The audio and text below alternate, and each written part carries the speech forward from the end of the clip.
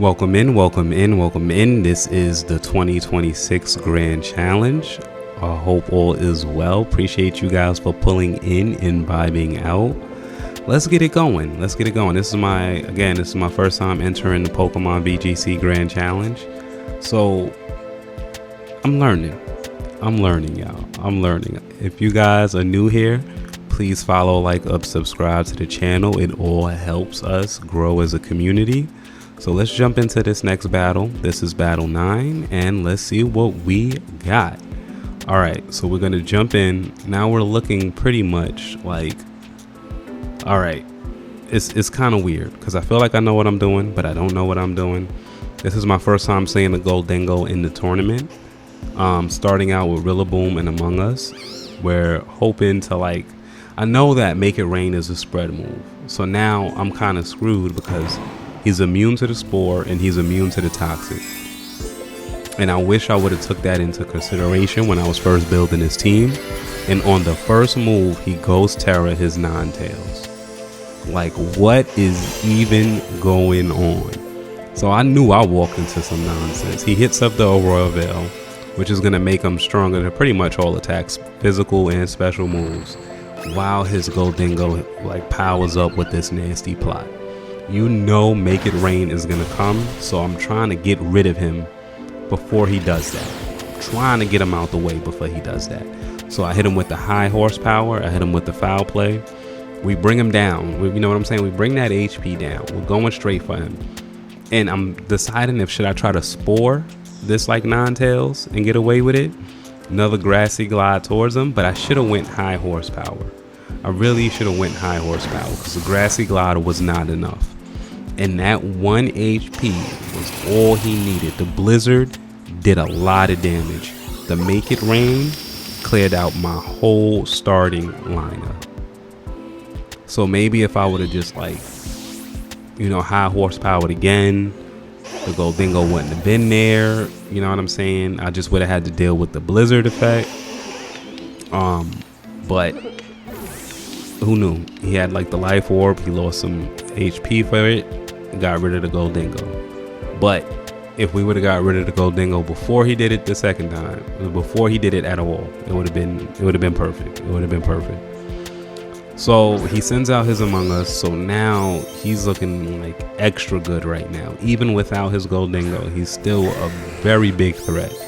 My Dragonite is very weak to ice. Dragonite is 150% weak to ice, so we send out the Dragonite, we send out the Porygon too, hoping for something good. We're hoping for something good. Looking back at this now, I need to Terra my Dragonite to normal, and, like, start working at extreme speed. Either way, I'm screwed because I got to worry about Spore. Either way, I'm screwed because I have to worry about either Spore or Rage Powder. So now I'm just like, all right, do I try to get rid of the Among Us first so I don't have to see those two moves? Do I get rid of the Ninetales with the Blizzard, which is a spread move? So as you can see, I waited till, like, the last minute to make my decision. I was very indecisive, and I went extreme speed when I should have just went full blown outrage. I should have went full blown outrage, but we hit the normal Terra just so we won't be, like, that weak to that Blizzard move, because that would have really took out my Dragonite one turn. But again, extreme speed is not going to really hurt the Ninetales because of the Ghost Terra. So my Dragonite is taking damage from the Rocky Helmet. Use Blizzard again, which it's not as effective. But we get hit with Spore, which is what I was, like, 150% afraid of. I think I should have went Outrage in this battle, which probably would have, like, kept me in the match a little bit longer. I'm not saying that it would have helped me to win, but it definitely probably would have kept me in a lot longer. So again, I'm choice into the Tri attack. So I really can't do nothing else with my Porygon. Choice Specs is definitely coming off my Mons. It's useful. I just hate being limited to only one move and having to switch out. Maybe if I would have utilized him better with my Incineroar, possibly. But I hate having mines like stuck on one move. So as you can see, Porygon is taking a nap. Then what do you know? My Dragonite is taking a nap. This had to been like the worst L I have taken this complete grand challenge.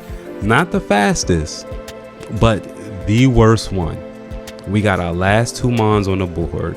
They are both sleeping. What do? We play it out to the very end. No matter what, we do not back out. We continue on to the last mon. So our Dragonite goes down. Our Porygon is still there. Fast asleep too. So it's not looking like we got much going on in our favor. Porygon withstands the shot. You know what I'm saying? Of the Sludge Bomb.